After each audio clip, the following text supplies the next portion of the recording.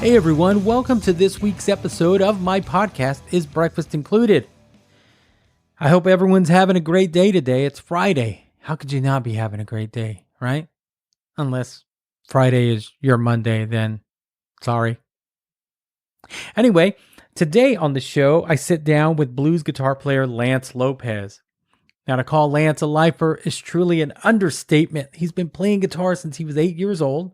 He was playing New Orleans clubs at 16 and touring alongside the late great soul singer Johnnie Taylor at 17, later with Lucky Peterson. Lance has done it all, and he ain't done yet. He's going to tell us all about it. Let's check it out. I guess we'll get started, man. Just tell everyone who you are and what you do. Well, hey, yeah, this is Lance Lopez, man. I grew up as a blues guitar player in Dallas, Texas. Originally from Louisiana. I grew up playing with some of the best R&B and blues musicians in the world as a sideman all throughout my teenage years and into my early 20s when I started my own solo career and been putting out records and touring all over, the South, Texas, Europe, both coasts, East Coast, West Coast, all kinds of roads and places in between. Yeah, man, you've been at this for a while. I know when I was first introduced to your music was probably the early 2000s. Mm-hmm. But when did you start playing like legit? When did you pick up a guitar?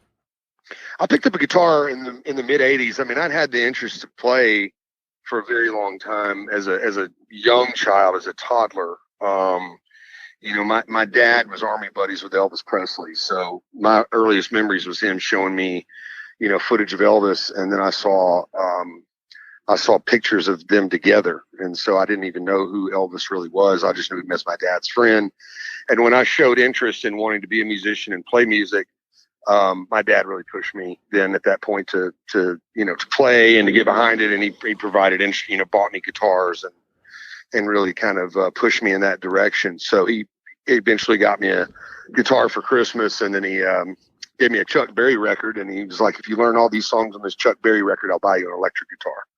Oh, so wow. That's kind of how that's how it all started from there, So your dad being friends with Elvis, was Elvis kind of an influence? Was there a lot of Elvis being played in the house? There was, but it was it was that thing. It's kind of like, how you grew up and it's like, oh, that's my dad's buddy. Kind of thing. It was a whole different situation as most people, we kind of were like, okay, but it wasn't influential. I mean, of course the records were great. Yeah. He exposed me to like a lot of the early Sun material and then we'd watch the movies and we just knew it, man. It was just a part of, our, of our family. So he passed away right before I was born. So I wasn't going to get to meet him. He was coming to town to perform. And that was the first thing that my mom said when he died. She was pregnant with me. That's the first thing she said. Oh, now I won't get to meet him, Yeah. So, anyway, so there was a lot of influence there. And so a lot of early rock and roll coming from my dad, like the real deal rock and roll, Little Richard, Chuck Berry, Elvis, those guys was like early on was what I was, exposed to as far as playing guitar. So, and then, of course, Elvis Presley. Yeah. Did your dad play? He didn't, but he just, because of, he wasn't a musician, but he was friends with one of the greatest there had ever been. So, he pushed it, Yeah. So I'm going to assume you learned how to play all those Chuck Berry songs. Absolutely. I mean, that's. I was like, I wanted the electric guitar. So, whatever we got to do to get to the next level, Yeah. So once you started playing, like you named off all the guys you were listening to. Who was your guy that kind of, drove you? Was there any Jimi Hendrix? Hendrix, absolutely, 100%. And how old were you when you discovered Hendrix? Probably 9 or 10 years old.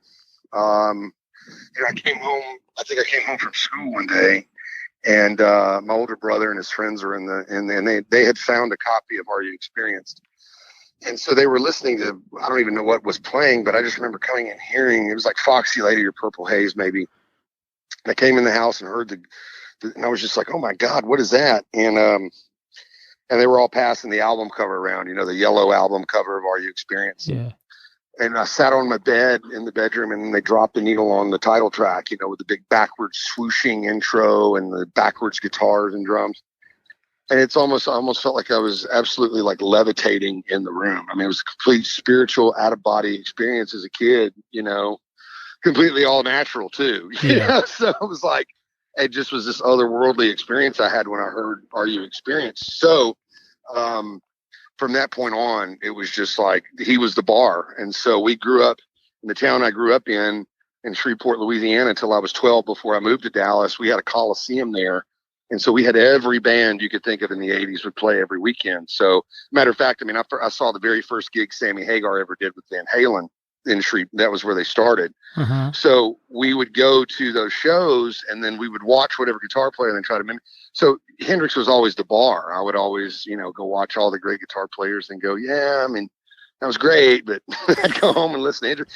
And so that was what was funny too about hearing Hendrix for the first time is I listened to Hendrix, and then I thought, and I had the album cover, and I go, we got to go see this guy as soon as he comes to town. And they all were laughing. And they go, man, he's been dead 20 years, Oh. And I thought it was brand new cutting edge music. Like I thought it had just come out. So he was really new to you. Yeah. Oh yeah. It's first time I'd ever heard. I didn't even know, discovered it. So I didn't even know.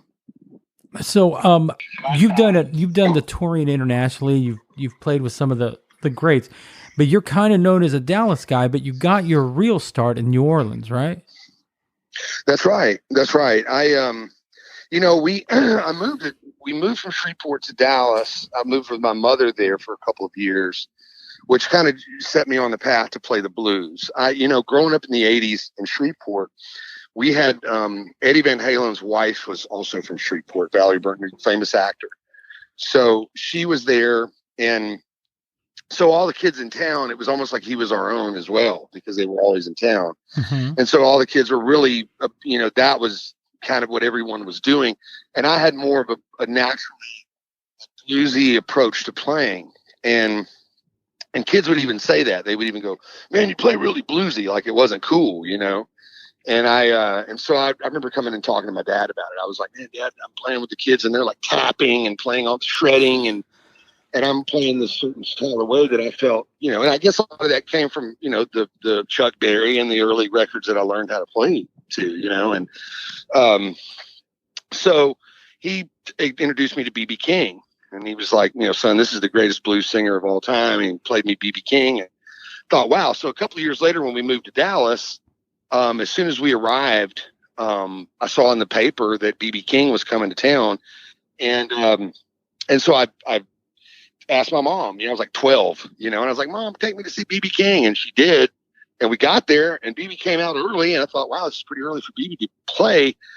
But the thing that struck me the most was I was looking around at this, we were at the Starplex Amphitheater there, and I don't know what it's called now, but it was the Starplex Amphitheater. We just keep calling it the Starplex. You're right. It was the Starplex. And everybody had these T-shirts on that said SRV, and I kept going, what does that mean? Like, why does everybody have a T-shirt that says SRV? And then, and then whatever DJ girl was on Q102 at that time came out and said, introduced Stevie Ray Vaughan. His hometown show, so we're letting him headline, and Stevie Ray came out. Of course, I was 10 rows back in the center of the, right up front. And to see Stevie Ray Vaughan, 2 months before he passed away, it was biblical. I mean, it was complete. Another one of those kind of experiences, like Are You Experienced, where I was like floating out of my body. I was just like sitting in front of Stevie Ray, 10 or 15 feet away, just like not even knowing who he was or what was happening.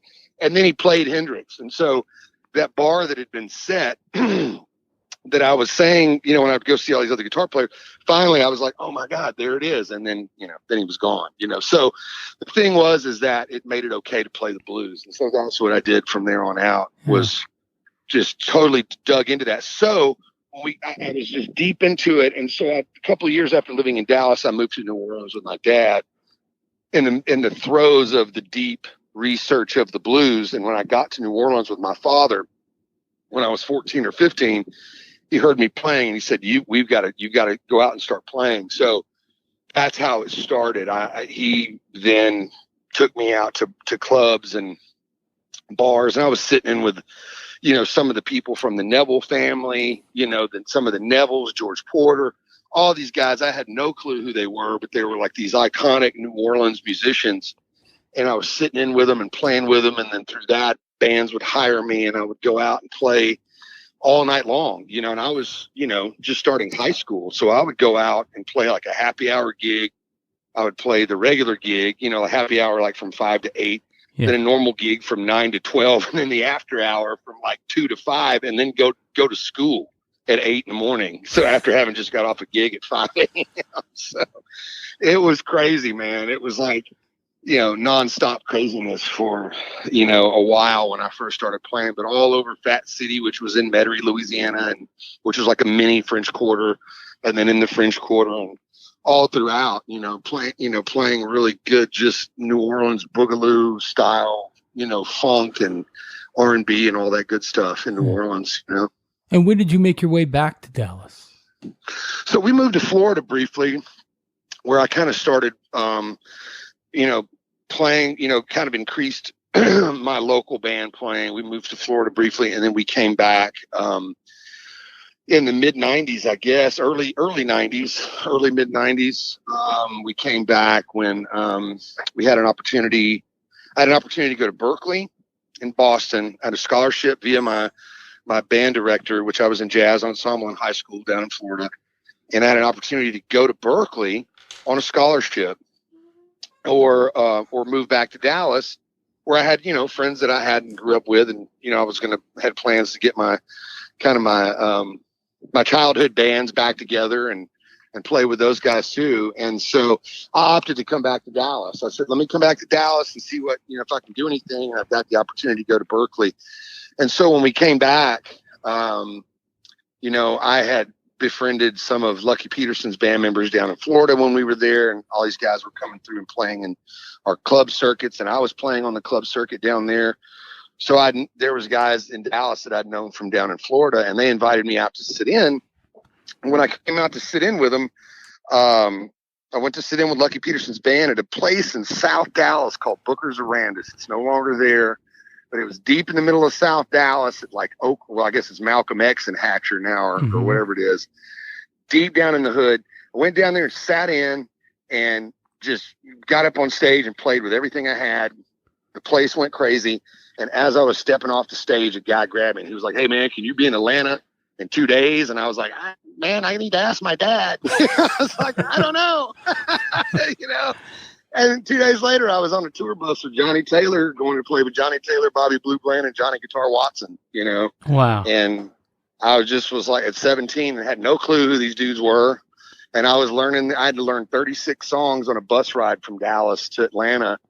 And, with a Walkman, with the big foam earphones and a Strat, sitting on the bus seat, like learning all this material to back all these different artists. So, and there it began, it was like I was a sideman out on the road with all these people, and I had no clue who they were until my heroes would show up backstage and, they'd be like, "You have no idea who you're working for." I'd be like, "I know, but oh my God," So that's when I started to realize, like, I'm not only hearing the music while I was on stage, but then to, and go, "Oh my God, like this is the real thing." But then to see, the heroes I grew up playing, come and watch them and like going, "Oh my God, like this is the real deal," So that was what it was like in Dallas for a long time. And then, in the 90s, we had all the great blues jams, the blues clubs in Dallas. And it was an amazing blues scene in the 90s growing up there with the Greenville Bar and Grill,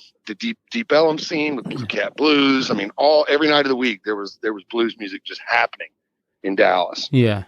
So, and so when I would be on the road, backing whatever artist, I would come home and then it was continuous music. I would go out and play every night of the week. So until it was time to leave and go back on the road again, and then until I landed in Lucky Peterson's band, which, that was a great opportunity and stayed with him for quite some time. And how was that? I mean, it was amazing. I mean, that was when I began to be, world touring. I started touring all over Europe. That was my introduction to playing overseas at 18. At 18, 19 years old, I was playing in, and I didn't realize the stature that Lucky was on in Europe. Like I said, I knew him from Dallas. I knew him from playing in blues clubs. And then when I toured the States with him at first, and we were doing the East Coast and Canada, and, we played a couple of festivals, which, playing a blues festival, I'd played concerts with all these other guys, with these blues legendary guys. I'd played all different kinds of bigger shows. But with Lucky, I just knew him from clubs. And, we toured the East Coast and played all the big blues clubs. And then it was time to go to Europe, and I thought, wow, okay, this is going to be cool. And, the first show, there was 25,000 people, and I thought, dude, I thought we were playing clubs. I had no clue what that meant. I brought my little amp. Yeah, exactly. Man, I'd have brought the half stack. Exactly, man. It was my introduction to see that people could have a different career overseas and different in the States, Yeah. And it was my introduction to that. And so it was just giant craziness, over there on a bus and, hanging with guys, we'd go to Paris and I'd be hanging with, Ronnie Wood from the Stones and all these different people. And then, and then we'd come back home and play clubs. So it was really cool, man, and it was a great education. And to the point where Lucky made me his MD at, I was 19, 20 years old. And, these were guys in the band that had backed Albert King and B.B. King and all these great, guys, and I was now their band, their MD. Yeah. So, that's kind of what it was. It was quite a, an experience of, having to be a band leader and being on the road like that. And, working for all those guys, I'd already been in the position where, in those bands, man, when you made a wrong note, blew a change, missed a chord change or anything, it was $50. It was a $50 fine. Oh, they still held that? Oh, yeah. Yeah. Absolutely.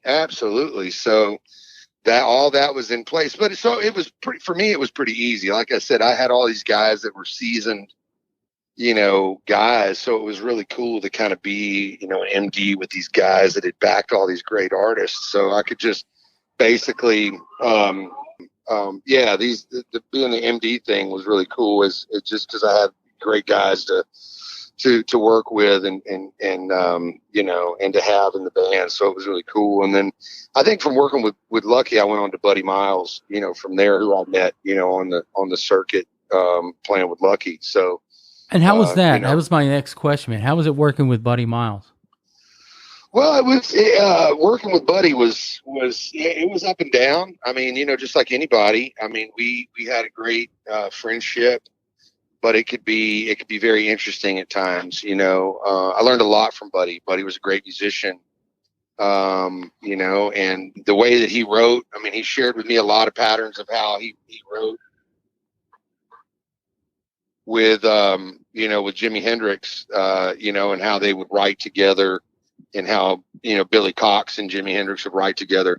And so we would do a lot of that. We lived in a house in Fort Worth. The guy that owned a magazine, I can't remember if it was, the Fort Worth Weekly or one of those, or worked for like their, whatever newspaper was in Fort Worth, like gave Buddy a house, just gave it to him. And, so we lived in this house over by TCU, and it was really cool because the house was kind of it was built in the 60s. So it was like not unchanged. It was like almost like something out of Bewitched or James Bond or something. So it was really killer. So you had that whole thing of thinking of him and Hendrix being in a house in the 60s, and this house was in the 60s. So it had the whole element to it. Like we were in this completely unchanged house from the 60s. It was something. So we worked together, we toured together, we went all over the place, and he helped me, begin starting my first record. But, it had its challenges, and it had its ups and downs, but, Buddy was a powerhouse and one of the greatest drummers. He taught me a lot about playing drums too, and rhythm and structure. And, so working with Buddy had a lot of good, and, it was quite an experience. Right on. And you played with them a couple of times in both bands. They each had their own like iconic bass players. Like You had Chuck Rainey in one and Tommy Shannon of Double Trouble. That must have been kind of surreal for you, seeing how you were a big Hendrix and Stevie Ray Vaughan fan, playing with these cats that had played with both of those guys. It was pretty incredible. The first trio, we were starting to work on. I was starting to work on my first record, and it was Buddy was the one that suggested Chuck Rainey, and Chuck was, he was there in Fort Worth as well. And so Buddy suggested we play with Chuck Rainey, and of course, I'd heard Chuck on, Aretha Franklin, Steely Dan, blah blah, but didn't know it was Chuck. And so I was like, Chuck. So you got to understand, I was still a kid. I was 19, 20 years old, and so Chuck came to Buddy's house, and he brought this huge, big, thick packet of paper that was his resume. And he walked in the door and he handed it to me, and I met him, and we all sat down in Buddy's living room, and he brought the resume in, and we sat down, and I just flipped through page after page of, the Sanford and Son theme, wow. Steely Dan, like everything, all the stuff. Aretha Franklin was like half the resume, everything she ever recorded. So I was like, yeah, I think we'll be good. Did he hand you that resume basically to let you know, like, hey, just let me do my thing? No, he was very comforting and very humble and very much like, I brought this in case you wanted to see, like, because he was very gentle and very like, I was just a kid, and he was like, I brought this in case you wanted to see what I've done. And no, he was very humble. Chuck was a sweetheart. And I've met him a couple of times. He's a super, super sweet guy. Yeah, he was. Doesn't carry himself like he's played on everything, No, not at all. Not at all. Not at all. He was almost excited that I didn't know. So he was able to kind of introduce me to all the stuff that he had done. So it was really cool. So, but I think that Buddy and he, we started to track some stuff, and I think he got busy, and Buddy was, Buddy was a lot, Buddy was a lot to handle, and it started to become, almost, Buddy always had a way of almost, I don't want to say eclipsing, but that's kind of what he did. He would come in and kind of take over, Yeah. And I think that was one of the things that Chuck kind of really was kind of the downer of it all. But there's some recordings, somewhere of us three really, getting into some really cool stuff. So I'll have to try to find those one day. Right on. It was pretty cool. And how was it working with Tommy? With Tommy Shannon, it was great. I'd known Tommy just being around, and I knew him from the Archangels days when Doyle and Charlie Sexton, with Doyle Bramhall and Charlie Sexton had the band. Not long after Double Trouble, and then later on with Storyville, So I'd been around Tommy quite a bit, and it was Buddy that Buddy got sick in 2000. He had his first massive heart attack / stroke, and I was there in the hospital with him, and the doctor at that time gave him 5 years to live. And that was like a down thing, and we were all really sad. It was like this really sad moment. So when it came to that 5th year, Buddy wanted to go out playing with the power trio that he wanted to play with, and that was the 5th year. It was 2005, and Buddy was like, "I want to play with the guy. This is the trio I want," and that's who he chose. He wanted Tommy, and he wanted me in the band. Wow. And so that's how it came about. It really didn't have anything to do with us. He wanted to go out playing drums, and that was the trio he wanted to play drums in. And so we did some great shows. We did some shows with Bonamassa and Rick Derringer and Kenny Wayne Shepherd. We were on some pretty great bills with those guys, and it was the best I'd ever heard Buddy like sit back and play drums. Because usually when I played with Buddy Miles Express, he would start out on drums and then he would go up front, and then he'd have a drummer. He usually had Kenny Mutino, or later on he had Popcorn that would kind of come out and as his back, so he would front the band, but with Tommy Shannon and I, Buddy actually played more drums and played more like he did with the band of Gypsys. I mean, there was a lot more fire, there was a lot more power, and it was a really bitchin' power trio. It was the best trio I'd ever been in. Wow. Yeah. Let's back up a little bit, man. You released your first solo album, Wall of Sound, in 2003, 2004, correct? Well, I had an album that came out before that. First Things First actually came out that we independently released, that Buddy Miles actually produced. That was later re-released, but we had put that out in 99. Oh, okay. So we had a small label. Yeah, they got it. We licensed it and reissued it. Excuse me. We reissued it on Graveyard Records in 2007, but it had originally been released in 1999. And so I toured extensively in 2000 and 2001, up until around 2002 when we began working on Wall of Soul. During that time, so yeah, there was an extensive period of touring that happened after that independent release. But the first official release on a label was Wall of Soul. Yeah, Wall of Soul. I'm sorry, I called it Wall of Sound. Everybody always does. Yeah. Man, on that album, Eric Gales appears a lot on that album, and you guys have a pretty special relationship, correct? Oh my God, Eric Gales and I go back, 30 years. He was a young cat too when he hit the scene. He was. I met Eric at Dallas City Limits in 30 years ago when we were kids. I think he was 16, I was 13. Yeah. So that's how far back we go. And I'd fly up to Memphis and we'd have sleepovers on the weekends and drink Kool-Aid and eat Captain Crunch and play guitar. Yeah. And it's cool because you guys are still pretty tight. Very tight. Oh yeah. Yeah. Like we're childhood best friends, Yeah. So we go all the way back to childhood, and, so I was there for the early days and I've been through the thick and the thin with Eric. So we've had each other's back and been through all of it together. So, yeah, we do. We Eric's my brother, man. We go all the way back. So, and working with him on Wall of Soul was interesting because, at that time he had just done a record, and the Hendrix Foundation and Experience Hendrix had started a record company that was distributed by MCA, and Eric had just done a record for them in 2000, 2001 time period.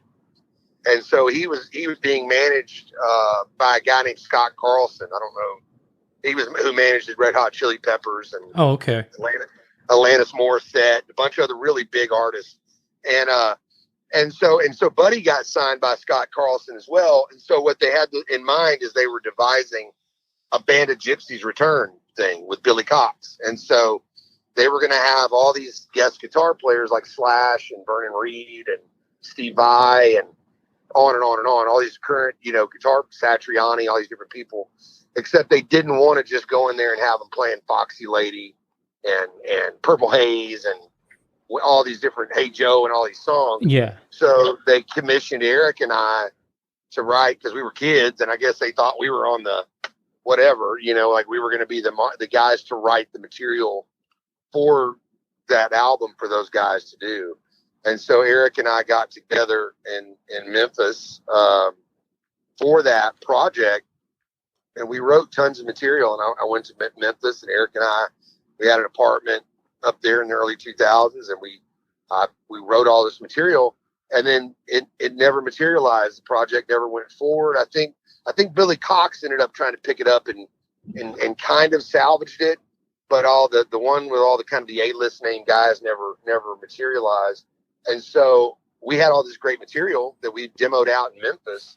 And so I said, man, I'm using this for an album. And so we got Doug Pinnick from King's X to come up. He did a track with us on the album, and we just cut all the material that we had basically written for that Band of Gypsys record is what happened with Wall of Soul. And a lot of it the other half, the material I had been on the road playing on after the release of my first record, I'd been writing on the road. So it was good and road tested.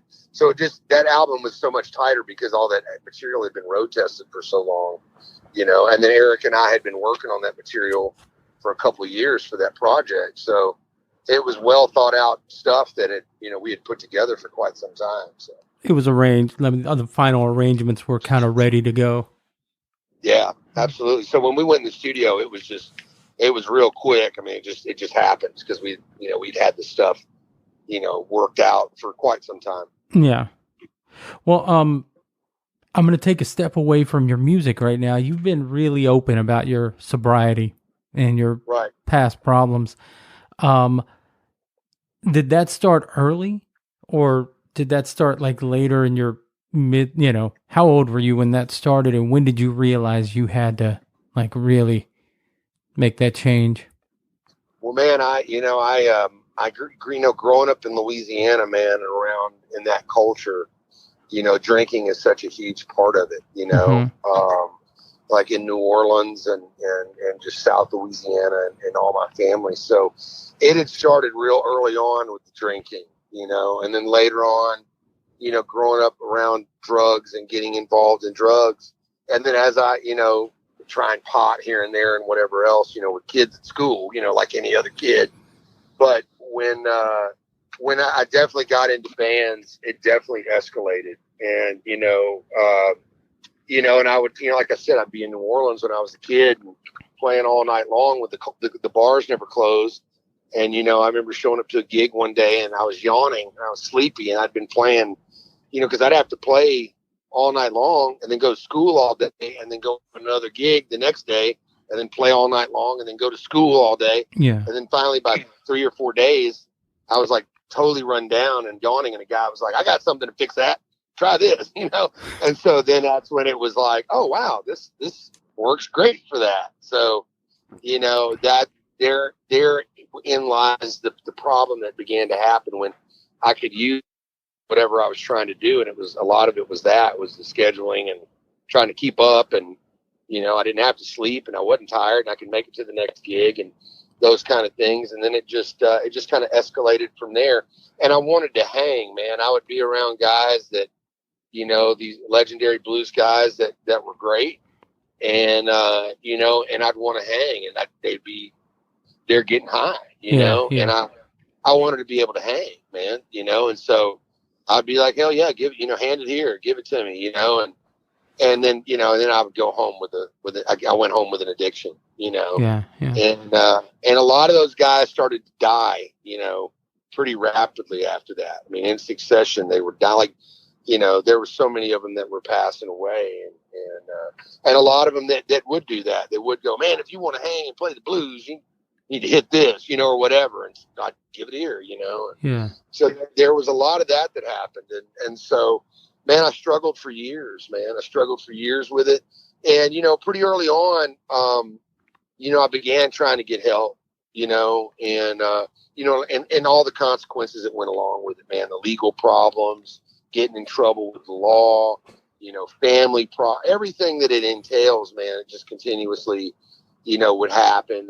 And so I struggled and I would get help for a little bit but I wouldn't do exactly what I was supposed to, I was kind of still doing things the way I wanted to do them. And, so, man, it took quite a while for me to finally realize, man, that, I need to give up my way and the way that I think it needs to be done and follow instructions and do exactly what I was supposed to do. And that's what I've done this time, man. I had a pretty good run a few years ago and things were really happening. And, I had chronic pain and this heavy schedule. And again, it was like, man, I'm going to take some meds because it's, I'm in pain. I've got back problems. And thinking I could take meds the way that other people take meds, and man, it just completely set everything off again, So it was a real true lesson of, dude, I can't ingest these certain substances. This is what I can and can't do, and and I needed total removal to a place where, for a long time, people had been, telling me I needed to kind of go for the support groups and everything else. And that was Nashville. I'd gone to Nashville before the Grammy Foundation had stepped in and helped me several years ago go to treatment there. And so the Music Cares Foundation and the Grammy Foundation stepped in and got me some help. And so when I was there the first time, they go, man, you need to stay here and start your life over. And I totally refused. I'm like, I'm a Texas guy. I'm from Dallas. This is like my home. Like, I need to go back there. And they were like, dude, you got too much bad history. Like, you got, too much accessibility. It could be a problem. And I totally refused. And so when I got back, I kind of moved around a little bit, but I always had that in the back of my mind. Like, if anything else was that ever happen again, I needed to go back up there and stay up there and do exactly what they said to do. And lo and behold, a few years later, due to my back pain, I took some meds, boom, and set everything off. And so for a few months, I was kind of back down the drain again. And so I was lucky enough to go back to Nashville, back to treatment. And that's when I went, okay, I'm willing to listen and willing to do whatever you guys tell me I need to do. And so that's now relocated me to Nashville. And so I took a complete year off of touring. I stopped everything. I stopped basically the music business. And then I actually went to work at a rehab center in Nashville and went to work in that environment. So that's what I did. I got out of rehab and then I went to work at a rehab. Wow. So I started helping other people. I was a residential tech at a very high end facility in Nashville, with like, I had 16 guys under my care, and basically living in the rehab with the guys, taking care of them 24/7. So it was pretty in-depth situation where I was there for 18 months working with these kids, man, getting these kids help and sitting with them and helping them like people had for so long sat and helped me. So that just strengthened my recovery, so, and that was one of the things I never did, because I would come into rehab and get patched up and then I'd be in a gig with like 30 days sober and guys would come up and put an 8-ball in my hand, and I'd be like, oh my God, and I'd panic, and so this time I stepped away. I went to Nashville. I went to work at a rehab and I went back and started helping kids, man, and really helping kids that were struggling with drugs and helping their families, working with their families, working with other kids, and did that for almost 2 years, and it really, this time I feel like it's been the magic thing that has really solidified what, what I do. And it's like, people ask me all the time, they're like, Lance, do you think you'll ever get high or drink again? And I go, you bet your ass I will, if I don't do this program every day. Yeah. And that's where I thought I was like, I thought I was like cured and I didn't have to do it. The more better I got, it was like the less I did. Like, oh, I'm good now. But the more time I actually get sober, the more I'm into it now. So that's the opposite side of it. So, at least today, I'm feeling great and feeling really good. And Nashville's been is the best thing I could have ever done. Oh, right on. So, do you think this last year, this 2020, would have been harder had you not gone through the process before this whole shutdown or anything? Oh my God, man. I don't know if I would have survived it.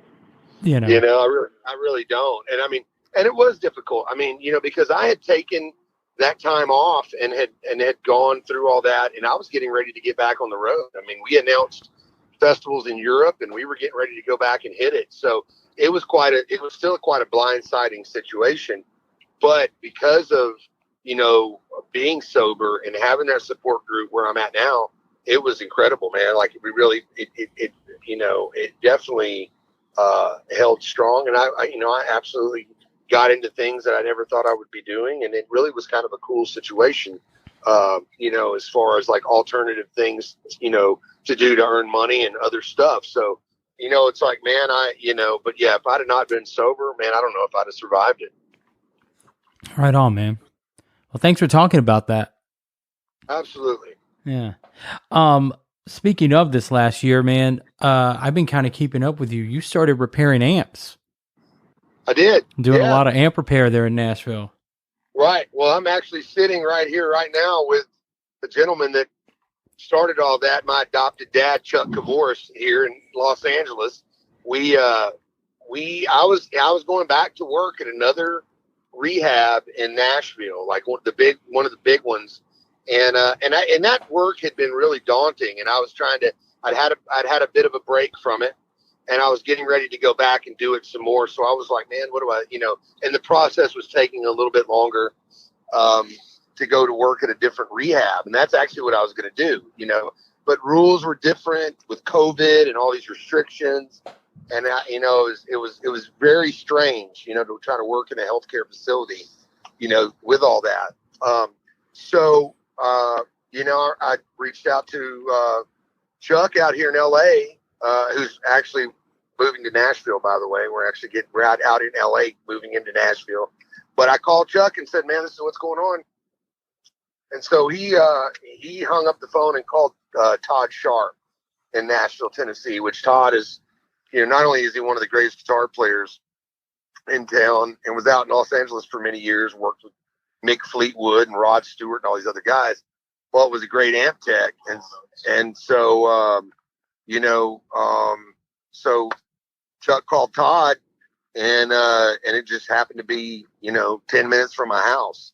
Wow. And so I went down there, and, and I kind of worked on my own amps for, and knew all about amplifiers, and had worked with Reinhold Wagner, designing, some stuff, and I knew a lot about, amplifiers, but it really was in a whole nother level for going into the Nashville amplifier service with Todd Sharp. So that's what I did during the pandemic. I got in and really dug deep into this craft, and was able to get like a real deal trade out of it. And not only learn about, the repair part of it, but it actually got into, physics and electronics, and, so much education involved in it, capacitance, resistance. Yeah. I mean, really electrician stuff. That's what I did with my time, during, and I was just so fortunate to have that. And, thanks, Chuck. Yeah. Thanks, Chuck. A couple more questions, man. A couple more questions. You have been fortunate enough to do this for so long. You've met a lot of your heroes, and is there anyone in particular that stuck out, man? That you were like, wow, like this person knows my name. Well, oddly enough, it was always funny whenever I was around Eric Clapton, especially around the days of the first Crossroads festivals in those time periods. Eric would call me every other name except Lance. I would be Larry. I would be Lauren. I was Lawrence. What else was I? I'm trying to think of what else was I. And I would go, he would go, yes, Lauren. And I would go, Lance. And he would go, right, Lauren. So it was just funny to mention that when you said that. But I don't know, man. There's so many guys that, that have helped me. But really one of the most in particular would probably have to be Ringo. Wow. Ringo would be, he's a Beatle. So that would be probably the biggest on the list, I would think, those guys, of those guys. But man, I've just been so fortunate to be around great musicians. I don't know, man, it's really cool to kind of, to be able to be in those positions. And I don't take it for granted. That's for sure, and to be able to play with my biggest heroes, and some of my biggest heroes playing wise, weren't huge, big A-list celebrities. They were guys that were on the ground, that some guys that nobody even knew about, that were some of the biggest deals to me. I would have to convince people of who they were, and they'd be like, who, what, who's this guy? That was usually my story. I was always meeting guys that nobody even had a clue who they were, and I would be over the top about it. So yeah, that I'm just happens. real grateful to do it. Man, like I said, you've been doing this a long time. Is there ever a time you wanted to quit and do something else? Oh man. I mean, yeah, when the van runs out of gas and you got a flat, the van wants to kill each other, and you're in the middle of the Mojave Desert in Death Valley. Yeah, like there's been those times, man.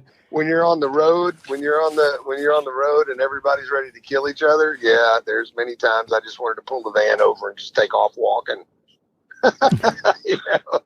Well, yeah, the my podcast is called "Is Breakfast Included?" We ask this question to everyone that's on it, man. If breakfast was included, what would you have?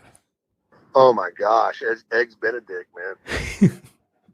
A nice eggs Benedict, man. You know, absolutely. I mean, that's my go-to. Or man, like the good chorizo and eggs is always a good choice as well. So I know, right? That's the go-to right there for me. Yeah, I mean, it's hard for me. That's what I had today. I think I've had chorizo twice since I've been in LA in one day. So, yeah, man. Yeah. Where can people find you on social media, man, online? So, our Facebook page is where we're kind of broadcasting out of today. It's Lance Lopez Band, Facebook Lance Lopez Band, and then Instagram. We're a little bit more active on Facebook. We're going to try to ramp up our Instagram, but it's Lance Lopez Guitarist or Facebook Lance Lopez Band. Right on. And do you have you working on any new material? We're working on new material. Matter of fact, I'm here. I've got Joey Sykes, producer, here right now, and we're riding along in the vehicle, and we're working on an album. We hands and the record, Joey. Greg Bissonette, Steve Ferroni, BU.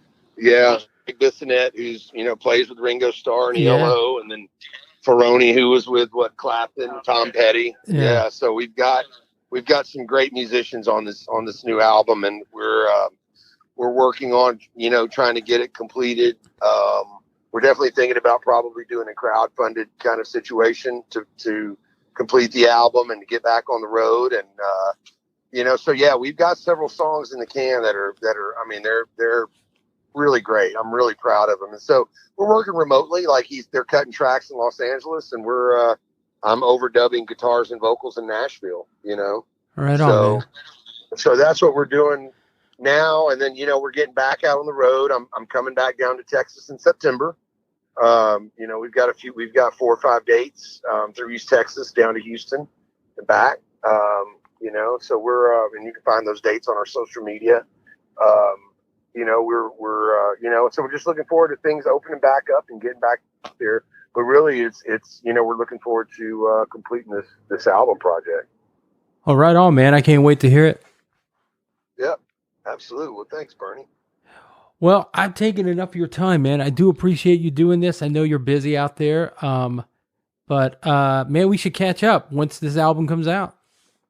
Sounds good, Bernie. Thanks for everything, man. And thank you so much for having me on the show. Oh, man, thanks for doing it. You guys have a good night. Yeah, you too, Bernie. Thanks, man. All right. Bye. Cheers. All right, on. That was Lance Lopez. Give him a follow on Facebook and keep an eye on his live shows. And if he's coming anywhere near you, go check him out. It's a pretty good show. Also, I want to say thank you to all those who've been listening and subscribing and reviewing and following the social media. Thank you, thank you, thank you. Episode 21. Not bad, huh? All right, I'm done. You guys have a great day. We'll talk to you next week.